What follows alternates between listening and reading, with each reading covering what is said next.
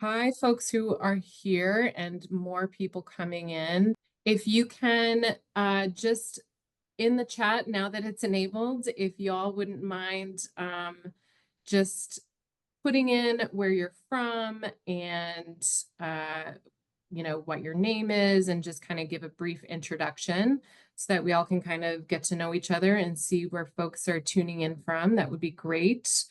So as people continue to trickle in, I'm going to just go ahead and get us up and running here. Okay.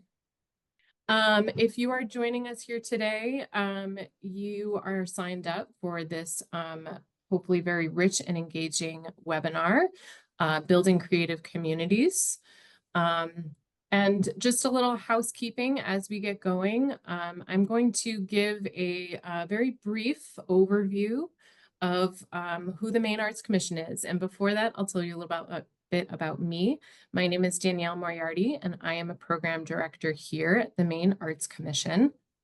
Today, we're going to be exploring how arts and cultural projects can enhance livability, economic vitality, and social cohesion in our communities. And we're going to get a chance to talk to Luke Dyer and Cara Romano, joined with us here today, about how they are using our arts and culture in their own communities. I'll then give an introduction and overview about the Creative Community Grant, which is a new grant through the Maine Arts Commission that we have launching this winter. And then we'll open things up for a Q&A. So there'll be lots of time at the end of this conversation for folks to be able to ask more questions. So the Maine Arts Commission is your state arts agency. We receive funding appropriated by the Maine legislature and the National Endowment for the Arts, or the NEA. Some of the efforts that we put forth are listed here in this green box on your screen. We serve and elevate the creative sector in Maine, connecting communities across the state, funding initiatives that support the arts in Maine, and advancing Maine's communities through the arts towards a resilient future. These are some of the pillars of work that had been identified in our 2023 strategic plan. And I'll talk a little bit more about that and how it relates to our Creative Communities Grant. This is just a brief overview of some of the programs that we do. So as I mentioned, service is a pillar of our work at the Maine Arts Commission, and these are all of the things that we do to serve our community here in the state of Maine. Everything from arts and health to craft apprenticeship programs to traditional arts, poetry, and veterans arts. And to highlight some of the power that arts and culture has in our economy, we have, this is just giving some stats here about the cultural economy and how it contributes to the GDP, provides innovation, social value, and sustainability. So according to the U.S. Bureau of Economic Analysis, they did a study in partnership with the NEA. In 2022, Maine's arts and culture sector was a $2.2 billion industry, which is more than double the lobster industry, if you didn't know. And so it's really highlighting such an important aspect of what Maine arts and culture and Maine's creatives and makers and artists do to contribute to this wonderful state. When we think about Maine, this is a quote from Governor Mills that was part of an introduction to our strategic plan, which you can find on our website. There are all these really incredible aspects of what is Maine and what contributes to our state's cultural identity. And as important as all these things are, forestry, farming, fishing, beaches, woods, and fields, it's the writers, the artists, the makers, and the performers who really enhance our sense of community. And I'm excited that Luke and Cara are going to talk a little bit about that in terms of the work that they're doing in Ellsworth and Van Buren. So without further ado, I'll introduce our panelists. Luke Dyer, raised in Caribou, is a proud graduate of the University of Maine at Fort Kent and dedicated over 30 years to a career in law enforcement before retiring as Van Buren's patrol sergeant in 2021. Transitioning into municipal leadership, he became Van Buren's town manager in 2022, where he has focused on revitalizing the community through innovative projects centered on the arts. His efforts include spearheading the Acadian Passage, a silhouette art and LED lighting project, and the Acadian Historic Pathway, designed in collaboration with Drexel University's Westfall College of Media Arts and Designs. And he is leading the redevelopment of a historic downtown building into an arts center in residency, fostering creativity and cultural engagement in the town's central village. Luke is the 2024 recipient of the Maine Downtown Center's William F. King Downtown Champion Award. Congrats, Luke. And Cara Romano, welcome. Cara grew up in Down East, Maine, and she attended the University of Maine at Machias, earning a degree in interdisciplinary fine arts with a traditional metals focused. She pursued a career as a studio jeweler, establishing her studio in 2005 and showcasing her work nationwide. From 2011 to 2015, Cara served as president of Maine Crafts Association, where she discovered her passion for the arts, for arts administration and community development. Operating a small retail store from 2013 to 2019 in downtown Ellsworth, Cara immersed herself in her local Main Street as a merchant. In 2016, she became the first director of the Downtown Ellsworth Merchants Association, leading its transition to become a 501c3 nonprofit, the Heart of Ellsworth. Under her leadership, Heart of Ellsworth achieved Main Street designation in 2024. Congrats, becoming Maine's 11th Main Street community. She serves on the National Heritage Area Steering Committee, which, if you don't know, is a brand new designation, which is very exciting for the Down East community, and sits on the Down East Area Regional Tourism Board and is a member of the Maine Community Foundation Advisory Council. She continues to expand Heart of Ellsworth through volunteerism, programs, public art projects, and events. So, wow, two rock stars that we're so glad to have with us today. And so I'm going to ask you both to talk a little bit about the work that you're doing in your respective communities and what the catalyst for this work was and how you started on this journey, and just to give us a little bit more meat about what you guys are doing. So Luke, I'll start with you, if you don't mind telling us a little bit about what you're doing up in Van Buren. Yeah, so I'll just give you a little, backspace, I guess. When I became the manager for the town of Van Buren back 2.5 years ago, Van Buren owned over half of its downtown buildings due to tax acquisition. And we were looking at very degraded and suffering downtown that really had no community. We had no community meeting space either.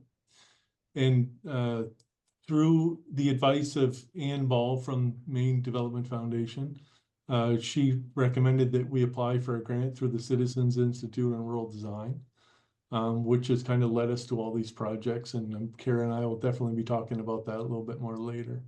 But during that process with CERD, we've had an opportunity to really look at our assets of our downtown and our deficiencies, and really quickly recognize that art really had no place in our community, hardly at all. And, we also were learning about how art could develop not only community space through placemaking and placekeeping, but also, spawn a healthy community, which is very important to us here in the town of Van Buren. And we really couldn't get 5 people in a room together 2.5 years ago. And now we're having festivals that are bringing, 1,200 people together. And it's really drawn the community together. So we know that some of these art projects are really going to spawn even further development in our downtown. So one of the first assets that we discovered, and believe it or not, looking at this hideous underpass as an asset really took me a while to wrap my head around, but a really good friend that's an artist suggested, Luke, you should do something with that underpass. Like, it's bland, it's ugly, it leads to one of the most beautiful places on earth. And what you should kind of come up with a plan for that. So I don't sleep. Anybody that knows me knows I don't sleep.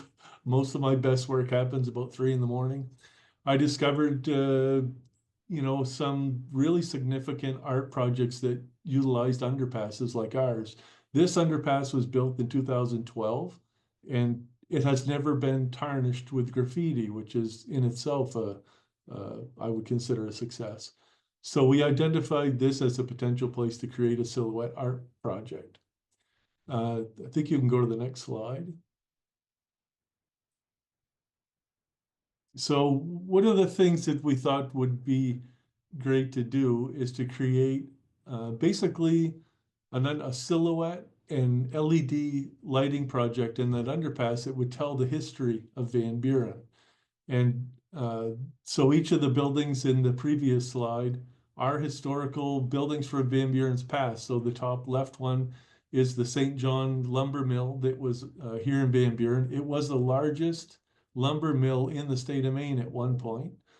And then below is our rail station, and then on the right-hand side is the Hammond Hotel. The Hammond Hotel was famous for being the first hotel in Aroostook County that had phones in all the rooms. So that's kind of a unique aspect. So we didn't want to lose, three of those buildings. All three of them are gone. Two of them due to fire.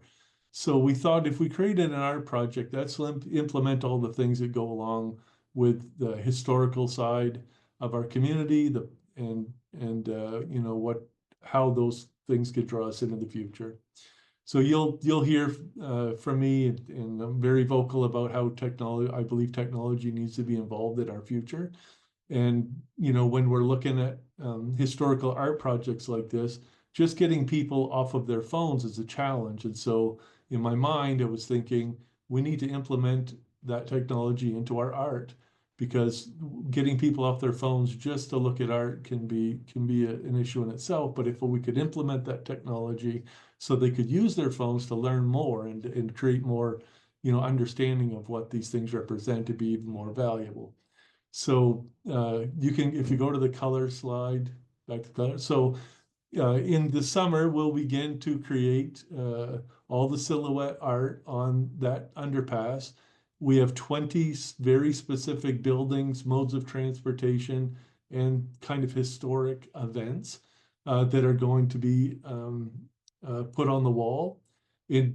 Involved in that also with the ability to have 168 different colors to light up the underpass, so we can change it anytime we want to. There will also be what's called NFC tags on each of the buildings, which is it's a small digital microdot, and people will be able to take their phone, basically tap on it through tap technology. It'll open a page on their phone and describe the history of each of the buildings, or the ferryman. We had a iconic ferryman in Van Buren that ferried both people and carriages back and forth across the river. So, this is kind of one of our highlight projects. It's fully funded. It was funded completely by the town of Van Buren and a grant through the Maine Community Foundation. There we go. Maine Community Foundation, and through some generous donations from some local installers that are going to do all the electrical work for us for free, which was $8,000. So we're pretty excited about that. And so that's our Acadian Passage. That leads to our boat landing. In our boat landing in Van Buren that leads to the St. John River, it is breathtakingly beautiful, honestly. And so it's an exciting addition to our town. We do think it'll bring people, and it'll also add a lot of information about our vibrant history. So next slide. And then in a project that we started working on through a connection through the Citizens Institute on Rural Design, we were connected with a professor from Drexel University's Westfall College of Art, Media, and Design. That's a mouthful and a half, but an awesome grad program where the graduate students were is part of a project for this grad class. They started working on an art project for us, and started doing interviews with community members, first in small groups and then in much larger groups. to determine what Van Buren, how Van Buren would like to be, remembered, and what kind of art projects we could do that would help drive that forward. So we are working through the Maine Department of Transportation on what's called the Village Partnership Initiative. Part of that project is to create a walking path, a 1.7 mile walking path. And we wanted to make sure that we added um, some sculpture or some kind of art pieces that people could learn from. And we left it to Drexel to try to develop that project, which they did an amazing job through design research. And I'm using all these terms that I knew nothing about 2 years ago. Let me tell you, every bit of this I learned in the last 2 years from either CERD or Drexel or somewhere, and just through nighttime reading. So you don't need to be an art major to understand the value that these projects can have on your community. So again, these different pieces, and I think if you go to the next slide, you probably see that one of the owls. Yeah. So this is one of the art pieces that they're being developed in California for us by an artist. There'll be 10 pieces on the walking path. This is the first clay design that's being done. The second owl, which represents, knowledge of all these pieces. Our artist decided to do those first. These will be bronzed statues. Again, they will have tap technology to learn more about, in particular, like the owl statue would be about maybe an individual that was important in Van Buren's history, or an event that, could not be captured in another type of art piece. There are several art pieces, though, that will be out there that'll be like the ferryman, something that represents a logging industry, something that represents some of our, we have had many religious, either churches or buildings. We had a college here as well that was run by Diocese of Nuns. And so we just want to make sure that's not lost, and they'll be all encapsulated in this art project created by Drexel. And on the middle image that you see is a book in a program that was created by Drexel that basically is part of the design process. And it is the important thing to stress here is that it wasn't an art project to design art. It was to understand the process of how you can take an idea and turn it into an end product, and through design research. And I'm more than happy to share that book so that if anybody's interested, you could basically teach somebody how to tie their shoes using design research. And I have used it in everything that we have done going forward. And then the next project that we're working on, we're also working with Clemson University, but there's a grad student at Clemson right now that is working with us on, this is a tax acquired building downtown, the town of Van Buren. It was developed in 1904. And I think when I started this presentation in the very beginning, I talked about how we owned over half of our downtown buildings. Well, it gets to the point that they become in such severe decline because no effort was ever taken to try and protect them. And all of you know that are involved with municipalities, you can't just take a bulldozer and bulldoze your whole town down. This is an iconic building. It was built in 1904. It's one of the, remaining wooden structures left at our downtown. So in working with another organization, a new organization in the state of Maine, a new entity, the Maine Redevelopment Land Bank, we identified this as a building worth saving for redevelopment, and determined that its best use could be into the Acadian Arts Center, where we would have a gallery. Upstairs is an apartment already that'll be used as an art residency. And the Clemson University grad students right now are working on our art residency plan, how we're going to utilize that, what kind of art we want to bring to our community, and how they can help, create community and divide and bring people together. And again, in the town of Van Buren, we have no municipally owned public meeting space. And this is a part of that process going forward, trying to create this meeting space. You can't have a community if you have no place to meet. If we had a bunch of people that had baseball cap interests in having a baseball cat club or whatever, tiddlywinks or whatever. We have no space for that. You got to provide that space. That's part of placemaking and placekeeping and creating a vibrant community. So we're excited about the process of this building. We have multiple grants in place to restore this building to a brand new downtown building for use for the community. And it'll be something really exciting and unique in I think in the valley, because I don't think there's anything like it up here. So So exciting, Luke. Just really inspiring work. And this Acadian Arts Center is a huge accomplishment. And wonderful to hear you partnering with the Maine Redevelopment Land Bank, which, if anyone who does not know about it, should start getting familiar with it. Brand new entity in Maine that I think is going to do good things for a lot of communities. mm. So with that, I'd like to turn things over to Cara Romano, who is going to tell us a little bit about some of the really, again, inspiring and wonderful projects that you're doing up in Ellsworth. Well, thank you for having us here.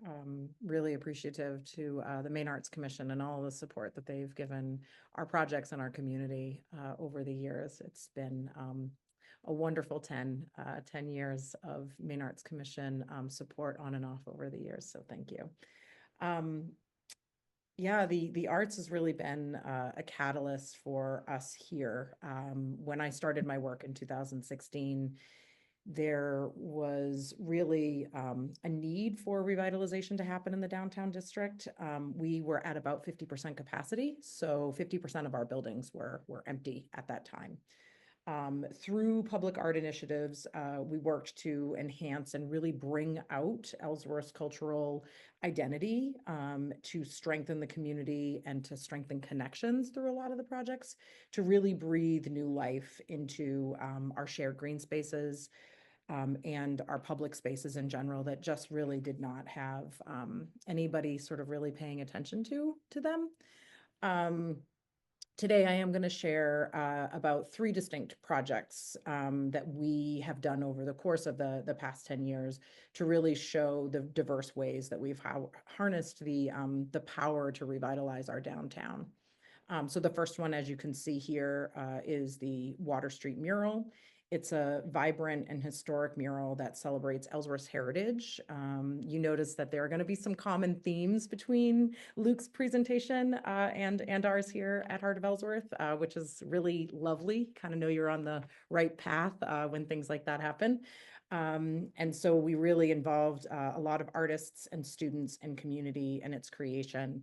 And so I'll talk more about that in a second. I just want to give you folks a little bit of a higher level of what you're going to be expecting to see. The next one I'm going to talk about is the Merrill Park and the Holiday Sphere project that we did. And then the last one, I'll talk about our Riverwalk North Sculpture Trail. So with this Water Street mural project that you see in front of you, we had a 3,000 square foot building wall that was donated to Heart of Ellsworth. There is a building, there is a business in the building, but the building owner came forth to us and said, hey, I want to donate this space and I want you guys to figure out what's going to go on the side of it because this Water Street really needs some love. And so inside the building itself is Coastal Interiors, which is actually an interior design store that sells things like tile and carpet and all sorts of different building internal and interior building materials. And so it sort of really fits the business and it was a real gift to us. So in 2019, we started the project with a dedicated group of 7 community members that included artists, business owners, and Heart of Ellsworth board members. After 2 years of planning, we located this historic site, and it was also the first settlement in Ellsworth. So thinking back historically, it was probably one of the most prominent sites, and so much of Ellsworth's history probably exists underneath this hot top, sadly, but truthfully. It's at a bustling intersection that's traveled by over 10,000 people daily. In 2021, the committee chose artist Judy Taylor to paint this mural. We had 17 different applicants from our RFP process. And they picked, as I said, Judy Taylor. We collaborated with the Ellsworth Historical Society to pick the historic images that are on the wall themselves. And what it does is it sort of weaves together Ellsworth's sort of past, present, and future. And if you did notice too, during Luke's presentation, he also talked about really resting heavy at the beginning on Van Buren's history. And it's sort of a really nice place to start, I think, when you're working on art and revitalizing your community. It's something everyone can kind of rally around for the most part. Our project launched in spring of 2022 with a huge community event. We had 300 people come to an event called Beyond the Brick. And that was sort of the project's kickoff. We did live sketches and we did a community survey that really helped to sort of shape the final process of what the mural was going to look like. By fall of 2022, Judy Taylor and over 24 volunteers brought the mural to life. And then at the end, we brought in mouse seat artist Miku Paul, and she did a section of the mural where the Wabanaki double curve to honor Indigenous heritage. We also had a group of students from the local high school that really played a vital role, and they really guided the interconnectedness of the birds and all of the different waterfowl that is in, because this building is along the Union River. And we had a local high school art teacher, Sarah McDougall, who helped with that part of the project. And today the mural stands as sort of a stunning landmark of a street that we hope really will be revitalized here in our downtown called Water Street. So with that, we can go on to the next project. So this is sort of a small but impactful project. We have a little pocket park in our downtown called Merrill Park. And it's a really charming little park that a lot of people don't even know in the Ellsworth community that exists. It's been really revitalized over the past decade through the dedication of 2 passionate community volunteers. And in year 10, the park really was transformed into a community space. And Heart of Ellsworth installed electricity in the parklet with a small grant from Build Maine. And then afterwards, the idea was that we would be able to host events and really have concerts, and then, of course, to be able to do art installations. So we brought this space to light this holiday season, or this past holiday season, by doing a holiday spheres workshop. You can see some participants off to the right on the screen.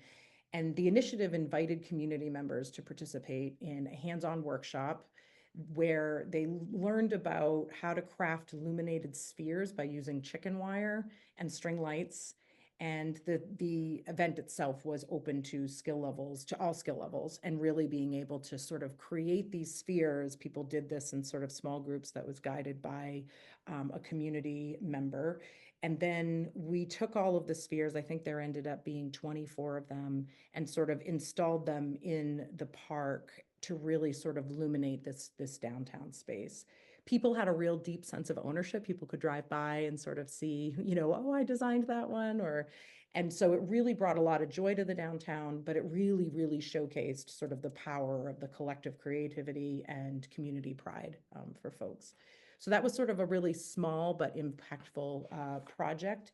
And those sorts of projects sprinkled into some of these larger projects that Luke and I are speaking about that are sort of multi-year projects are really important because sometimes the multi-year projects, it takes a while. People will read something in the local newspaper, but then for a little while they won't see anything or won't know how to plug themselves in. And so it's really important that community engagement happens at the really larger projects and some of these smaller ones. So next slide, please.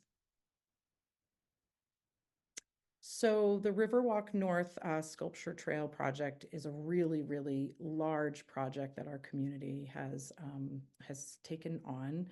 This project was really brought to life through the Citizens Institute on Rural Design. You've heard Luke and I both talk about this incredible program, and it'll be talked about, I think, a little bit more later. But this Riverwalk North Sculpture Trail It's part of our downtown, and really it combines outdoor recreation with cultural enrichment to really try to highlight the Union River, which is a focal point of our downtown. Um, the center picture with all of the artists standing around it and a couple of board members and some of our other project partners is sort of the trailhead of where the trail is intended to be, which of course the trail is the last image that's all the way over on the right. The trail extends a quarter of a mile going north. And we're looking to establish a pedestrian loop that will connect downtown Ellsworth, Knowlton Park, which is our largest park here in the city, and US Route 1. And it also really lays the foundation for the Union River Sculpture Trail to be showcased and sort of part of our downtown, which will give us a walking path for visitors and area residents to be able to use. The project really, like I said earlier, enhances the river, its accessibility, it revitalizes our downtown, and it really blends public art with outdoor recreation, which is part of what we're trying to do with all of these projects, but specifically this one. We have a few key partners who are part of this. We're working with our local land trust, Frenchman Bay Conservancy, who's working on all of the easements. We have the Ellsworth Public Library, who is the white building you can sort of see just north of that brick block.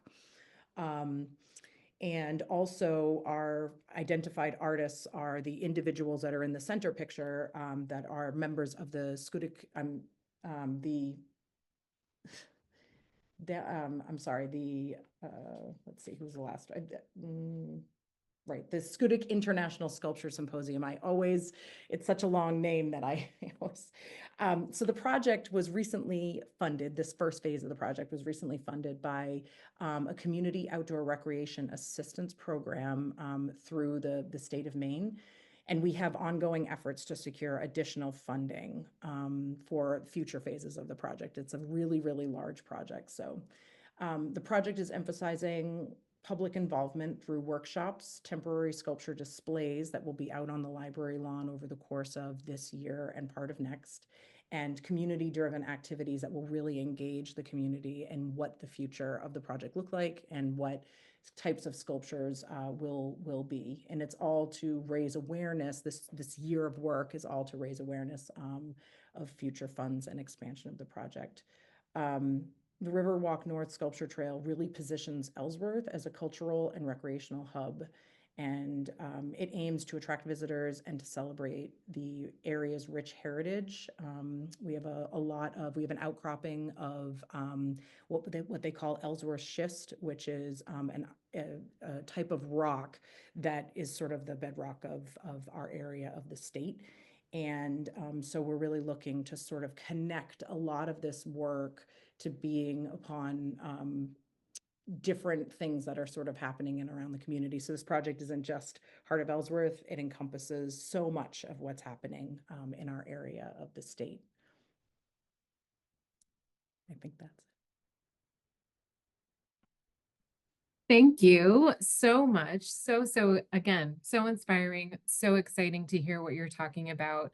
I have on the screen here this quote by National Endowment for the Arts Chair, Dr. Maria Rosario Jackson, that I think really encapsulates what both of you are talking about, is that at their most powerful, arts and culture do not exist in a silo, separate from all other dimensions of our society. We are unable to unleash their power when we position the arts in all facets of our daily lives.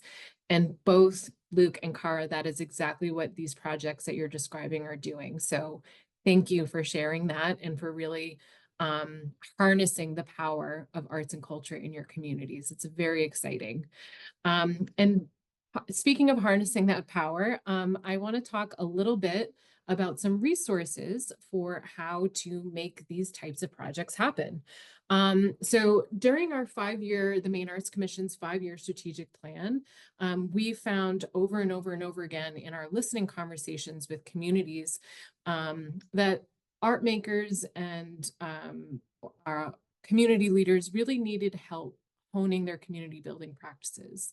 And keeping arts relevant and valued in communities requires constant, fresh engagement and connection. So this new grant program really fits into our strategic plan, which includes elements of creative placemaking and placekeeping, making art accessible to the public, and taking special consideration for the state's rich historical and cultural identity, which again, I think has been showcased well with what both Luke and Cara have put forth in their communities. So we ended up launching this year the Creative Communities Grant, which at its core is to support arts and cultural activities of organizations in service to Maine's communities and residents. The purpose of this grant is to support community-driven, arts-based projects that serve as catalysts for livability, economic development, and community connectedness. So sometimes this is called creative placemaking or placekeeping. These funded projects, we hope, will have a demonstrated positive impact on their respective communities. So a couple nitty-gritty logistics and kind of overview about what this grant is and how you can use it. We have here some of the goals. So like I said, community-driven, arts-based that are really addressing a community need and promoting the unique identities of Maine's communities, places that people want to live and work and play and participate in. Places that we can make more livable, but also more lovable for each and every one of us. So an overview, the grant is opening in February of this year. Applicants can apply for up to $7,000. It does require a one-to-one match, but that can be matched in a number of ways, whether that's cash or donations or in-kind contributions. Some examples of creative community projects are what you just heard today. So much of what Cara and Luke have talked about are great examples of a creative community and putting forth projects like that. But the thing to remember is that each community is unique and has their own sense of identity and sense of place. And to really lean into that and to think about who your community is and what those needs are and what your assets are and how to celebrate and integrate arts and culture into that. This is our only grant that the Maine Arts Commission provides that is open to any nonprofit. You do not have to be an arts nonprofit. So really this is for any 501c3 municipalities, K through 12 schools, tribal entities. This is really the opportunity for non-arts entities to really get a slice of the pie from the Maine Arts Commission to implement arts-based projects into their communities. The main aspect of it is that it does need to be arts-based and contribute to the cultural vitality of your community. So a couple online resources that I just want to promote again as opportunities for folks to implement when they're thinking about projects like this for their own communities. One is a partnership that we have with Creative Ground, which is through the New England Foundation of the Arts. Creative Ground is a community-generated and free tool that supports region-wide creative network through NEFA, the New England Foundation of the Arts.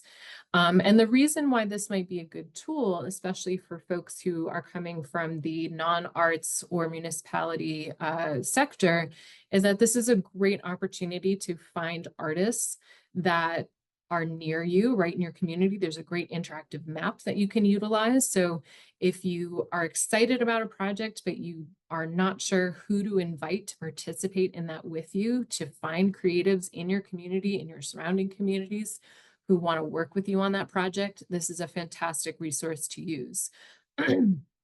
Obviously, you can always sign up for our e-newsletter. We're always putting out resources and information that we disseminate through our monthly newsletter. And then we also have a fairly new public art and placekeeping resource page that shares best practices, tools, and tips for ways that are nationwide that you can implement these types of projects in your community. So if you're unsure where to start and you want to just get some kind of nuts and bolts about how to implement this stuff, like Luke said, you don't need to be an artist in order to do it. This is another great resource to have. And if you do end up wanting to apply for a grant through the Maine Arts Commission, our grants management system is another resource. Register once and you can apply for funding all year. And while we're on the topic of resources, I want to take a minute at the very beginning of our call. For those who hopped on early, they got to hear a little bit of our chitter chatter about what we wanted to make sure we communicated to you folks.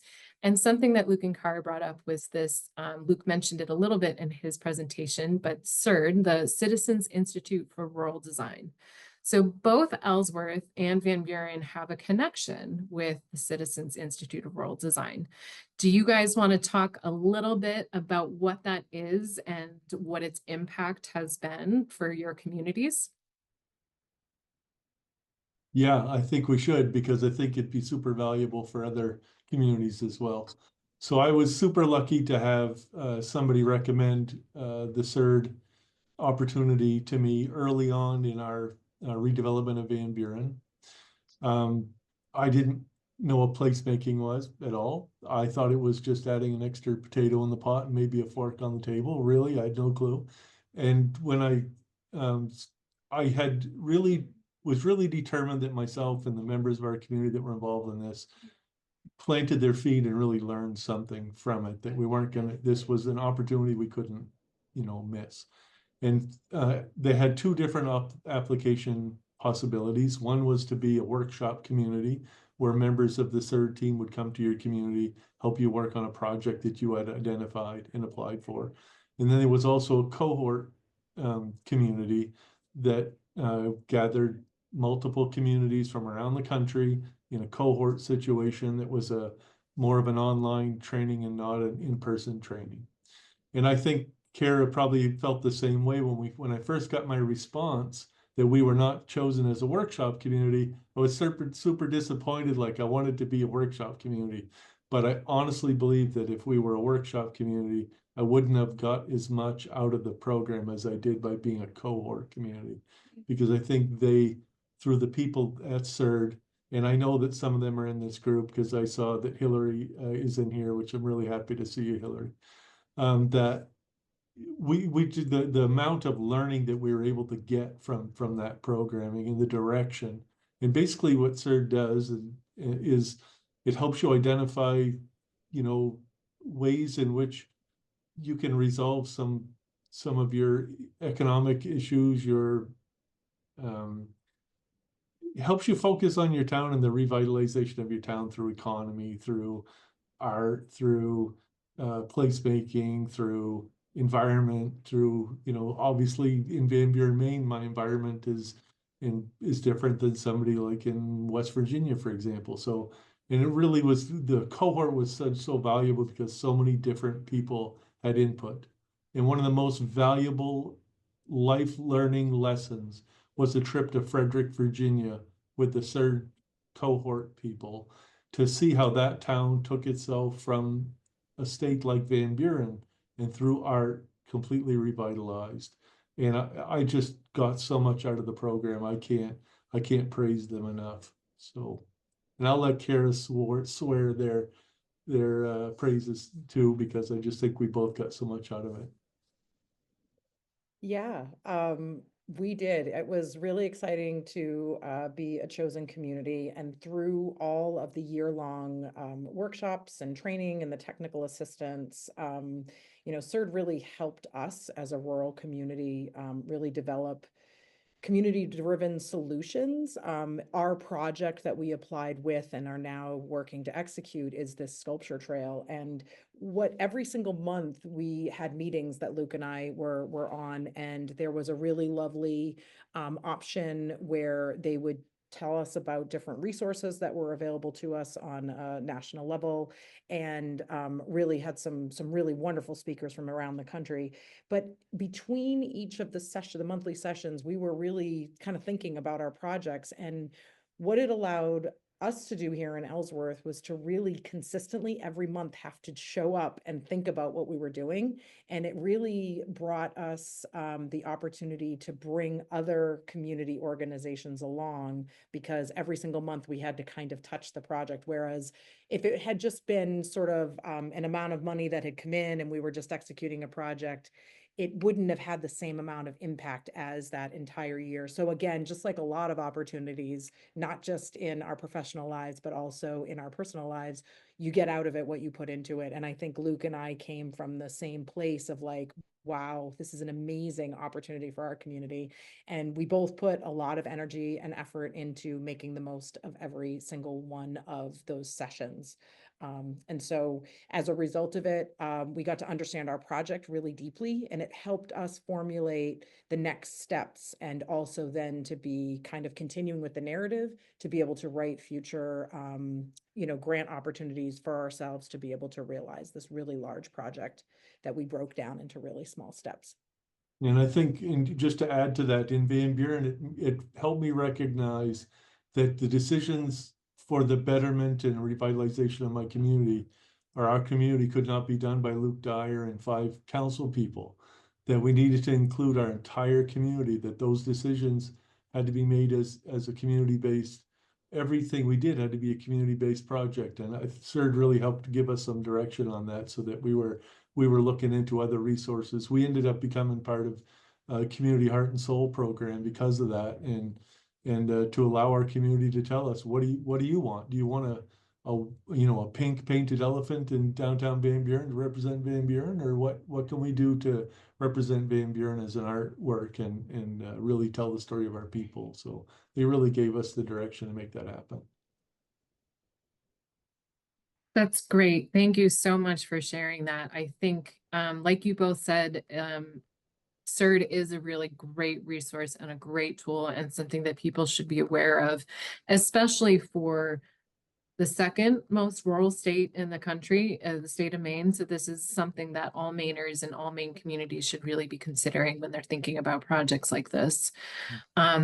So I want to give some folks who are on the call with us today an opportunity to ask some questions, maybe general questions specifically about projects that Luke and Cara have presented to us today, or about the grant that the Maine Arts Commission is offering.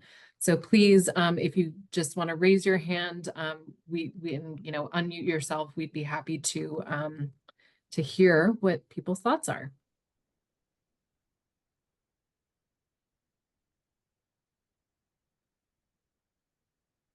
David Daigle.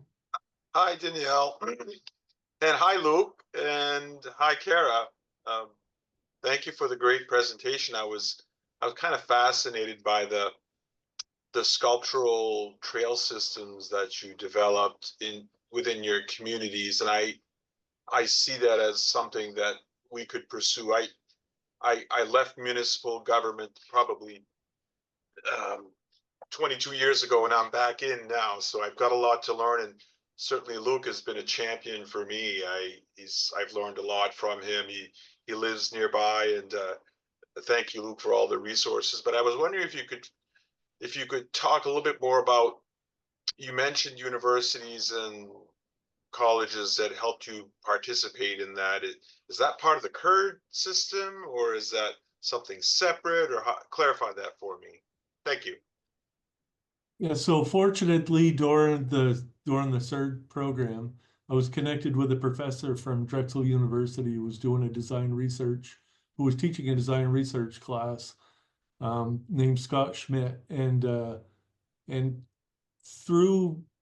Scott basically discovered CERD the same way I discovered Community Heart and Soul. He's another guy like me that doesn't sleep, and he wanted to find ways to implement his rural design teachings and connect with an organization. He connected with CERD and asked if he could sit in on one of the presentations, and then ultimately ended up reaching out to me. So, and yeah, David, universities across the country, I think, are looking for communities and rural communities to create projects with, so that their students have real life experience, working on projects like this. I know Drexel certainly does. I'm working with Clemson University. I have another project with Georgetown University that's doing a rebranding for the town of Van Buren. So we've been super fortunate utilizing those resources. And, I think if you just keep an eye out, there'll be some future, hopefully, trainings and connectivity things, how a rural community can connect with one of these major universities and start, using them for the resources. I can tell you that the project that was done by Drexel University, if we were to hire a firm to do that, that probably would have cost $70,000 to $80,000 to have what we got from them for free. And it's invaluable to communities the size of ours and others that are, 2,000 people. So yeah, it's a great question. And I am on LinkedIn. If anybody has any questions, like reach out to me on LinkedIn. I'm happy to share the resources that we've been using. We're really fortunate. And again, it was all connected through CERD. So. Thank you for that great question, David. Danielle, are you seeing the question in the Q&A? Are you seeing that? Sorry, Martha, no. What's the question? Okay, how much money is available in total for this grant for this round? Is this a new grant? Yes, it is a new grant. And how much money total is a bit of a fuzzy answer. It depends on a number of factors. One, based on what we get in terms of application requests. I think, our goal is always to try to fund at least 30%. But of course, that will depend on what we get coming in, and it also will depend on the ask. So the grant is up to $7,000, but someone might request only 2 or 3 or 5, depending on what their project is. And some of these really smaller volunteer-based organizations might not have the capacity to match up to $7,000. Maine has a ton of nonprofits and volunteer groups. It's one of the wonderful things about Maine is there's just so many people who are coming together ready to help. But that also means there's lots of small groups who don't have a ton of resources. And so it kind of depends on a number of factors. So I'm sorry, I can't give you a better answer. We always want to try to fund as much as we can. Our goal is around 20 to 30% per grant. But we just unfortunately won't be able to know until after. And because this is a new grant and we're not really sure what we're going to get in terms of applications, it's a little hard to say. So I'm sorry if I can't answer that a little bit more clearly for you. Any other questions from folks about any of this stuff? Oh, looks like Courtney, you have a question? Hi, yeah, thank you so much for all of this, everyone. I just want to clarify about the grant itself. Is your intention, are you looking to fund brand new projects, or are you open as well to applications for existing projects or expansions on existing projects, or projects maybe that are not yet up and running but are already in the works? I'm just kind of wondering about your parameters. Yeah, any and all of that, new, existing, expanding grant projects are all something that we will consider. Really, this is about making sure that arts, culture, creativity are at the core of your project, and that you are incorporating the community, and really making sure that it is publicly accessible. So those are really the big kind of markers for this grant, but we welcome any and all project sizes and ideas. We really want to see what people have in store for their communities. And if it's something that has been, you've been doing an art walk for a decade and you want to expand it or make it bigger or different, and you want to apply for that, that's great too. Concerts in the park are another very popular idea that people have. A sculpture walk. So there's a number of things, and I welcome anyone who has an idea but maybe isn't quite sure if it's a good fit, or just has questions. We will have 2 kind of information sessions / an opportunity for you guys for the public to chat with us next week. Monday, the 13th, we will have a Zoom meeting at 4 p.m. For folks who have questions. And then also on Wednesday, the 15th at noon, same thing, just different time and different day. And then also just give us a call. Myself, Eli Cabanas, our grants manager, we're here to listen and to help with anything along the process for applying for a grant at the Maine Arts Commission. So thanks for that, Courtney. And it looks like Jim has a question. Jim Fisher. Thank you. I was curious how the audio would work. I've been working for many years on regional projects, kind of rural regional planning, and including scenic byways and cultural corridors. And I'm curious if there's any incentive for doing that from your perspective. It sounds like, I mean, Kara had a picture where they're standing next to a granite sculpture, which was part of a much bigger regional effort, the Schoodic Granite Sculpture Symposium. But I'm looking now, I'm the town manager in Deer Isle, and we're trying to put together a new scenic byway when that wave is past, but I think we have something useful to offer here. And we've done some with historic societies and with outdoor recreation, but I'm looking at whether arts and culture would be another kind of trail that people could follow, and whether there's an interest at the state level in seeing that kind of regional coordination. Absolutely. I think the short answer is yes. I would also encourage you, and I'm happy to form this connection offline if that's helpful. But the Office of Tourism, I think, would be particularly interested in anything that has to do with scenic byways and connecting regions of the state together. And particularly thinking about that from a cultural perspective is very interesting. So I'd be happy to talk more about that with you, Jim. Kara, did you have something you wanted to add? I actually just want to ask Jim a question. Jim, it's nice to see you on here. I know we've met a few times over the years. Do you actually know more about the 2007 donation of the sculpture that we're standing around in front of our 16 State Street Makerspace? I think my audio is off now. Can you hear me? We can hear you. We can hear you. Okay. I thought it said it was shutting it off.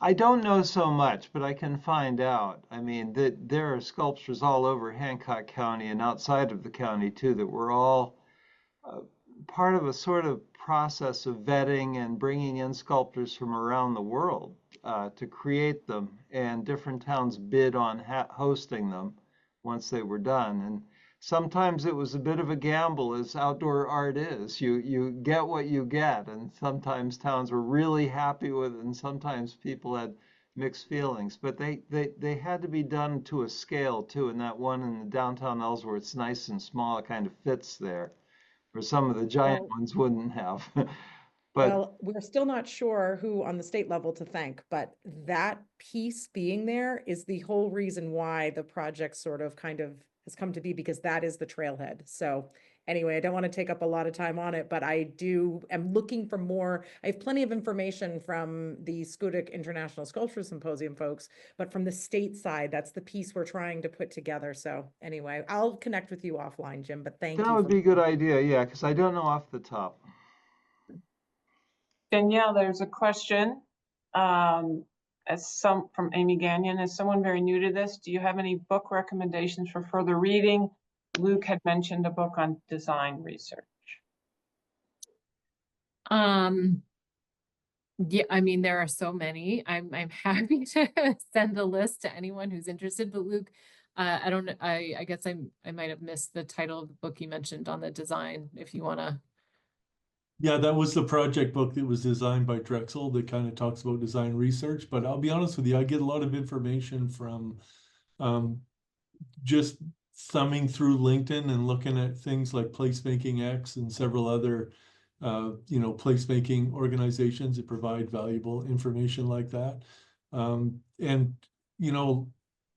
there's so many resources out there relating right now to placemaking, so many people and so much good instruction and guidance. And there's an individual on LinkedIn named Fred Kent that I follow a lot of his information. Fred Kent's kind of famous for saying, you know, if you develop your downtown around cars, you'll have cars. If you develop it around people, you'll have people. And that struck really strongly with me. Like when we were looking at our village partnership initiative, how important developing our town around people. That's why the walking path that we're creating actually goes down the sidewalk on our main street. It forces them to come by our downtown businesses and then also find their way down to our, you know, our St. John River and through that art path. And just again, you know, just to add a real quick thing to that, that the other part of some of the pieces that you'll find in some of the literature you'll find about creative placemaking is that you're not just beautifying. It's not just about beautifying. It's about community, you know, creating community action. And I've been super lucky to have so many volunteers that have sprung up through this, and people that had no role in Van Buren's revitalization, all were sitting at a table helping us decide what silhouette artwork we were going to use in the Acadian underpass, you know, the Acadian Passage, which was excellent. Like it really did bring a lot of community members together to participate in this. And then through our project with Drexel, we had put out a survey. And Van Buren is a small town. We have 2,000 people, but we had 170 some responses to a survey that we put out about what they found as significant pieces of Van Buren's history they want to captured in this art walk. So I just was really, you know, happy about that and how that alone created some community togetherness. But yeah, I'm happy to put that, but I'll try to share the link to our project book. And if it doesn't work in this chat, I'll send it to Danielle so that she can send a link by email, because I've had trouble with it in the past, putting it out there as another type of link. Yes, thank you, Luke. Very well said. And also, I mentioned before, we do have a resource page on our website. I'll put it in the chat here, but there are some links there to not just public art resources, but placemaking and placekeeping toolkits and resources as well. And again, I'm happy to share additional readings and resources if folks really want to dive down the rabbit hole. So we're just about at an hour, and I'm mindful of all of our time that we have. I want to just ask Luke and Kara one question before we depart today. Why do you think this type of work is important now, and why particularly for a rural state like Maine?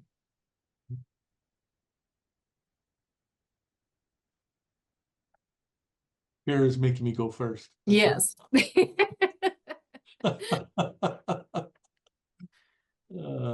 Well, you know, I think people are increasingly recognizing the transformative power of art and culture and civic life. I think that's just, you know, the direction that we're heading, and people are actually recognizing it now and recognizing the value of it, how it fosters resilience and wellness and social cohesion in our communities. And, you know, I've really been beating a drum in some of our resiliency project meetings where we're looking at a lot of disaster planning. But, you know, if we don't have resilient communities of people, we're really not really disaster planning for anything. So we really have to protect our people. And I'm hoping just to keep putting pressure on so that some of these resiliency funds coming from the state of Maine and other places actually get directed towards art and the value of how creating resilient communities really revolves around people.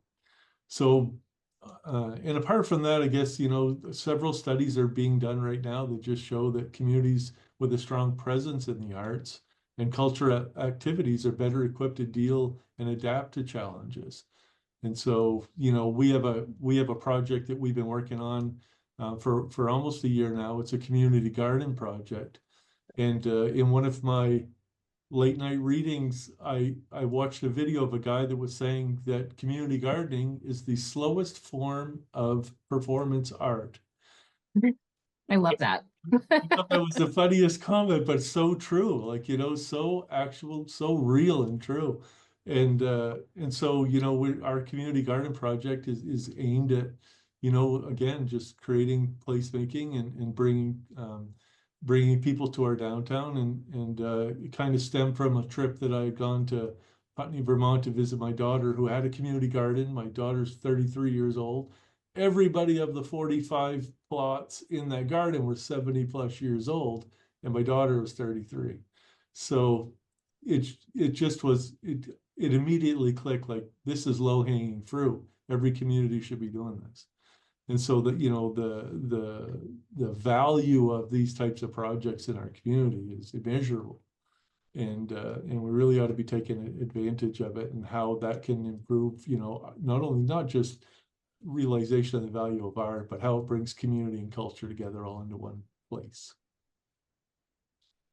Well said. Kara, any final thoughts for us? Yeah, I guess I just encourage community organizations. They don't need the convincing that perhaps maybe municipalities do, but the arts and cultures should not be looked at as extras anymore. I think Luke kind of touched on this a little bit, but what I have found over the course of my time in this position is that it really brings people together, and there's a real sense of ownership around their community and a real deep sense of pride. And what happens with that is you then end up really being able to authentically tell a community's story, because it's from the people, not just an organization that perhaps has people that get up every day and get paid, or from elected officials who, are doing their work, their really important work, at the municipal level, but really everyday community people that are coming out and just giving their time to being a part of a project because they're proud of the community that they live in. So. Perfect way to end this conversation. Thank you. And thank you both for joining us and spending your afternoon with us. This was just so heartwarming. I love to hear these stories, and honestly, they're beautiful, wonderful examples of the work, and it is work that you are doing in these places. And thank you for making Maine a beautiful place. And thank you all for joining us. That will conclude our conversation today.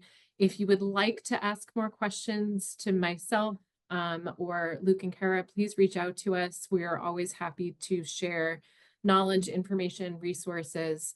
But I will send you all off into the internet worlds for today.